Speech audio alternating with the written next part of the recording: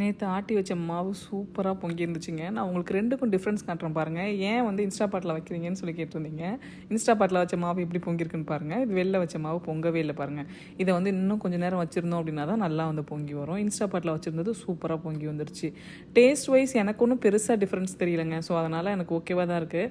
ஏன்னா என்ன ஒன்று எப்போவுமே வந்து மாவு புளிக்க வச்சேன்னா அன்றைக்கி காலையில் இட்லி தான் செய்வேன். ஆனால் இன்றைக்கி காலையில் இட்லி செய்யலை.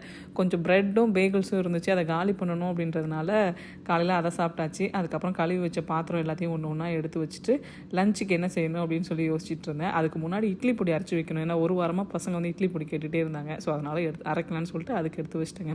கடலைப்பருப்பு உளுத்தம்பருப்பு ரெண்டுமே பார்த்தீங்க அப்படின்னா நான் ஈக்குவல் அளவு போட்டுக்குவேன். சில பேர் வந்து உளுத்தம்பருப்பு கம்மியாக போடுவாங்க. எங்கள் வீட்டில் வந்து உளுத்தம்பருப்பு சேர்ந்து போட்டோம் அப்படின்னா ரொம்ப பிடிக்கும்.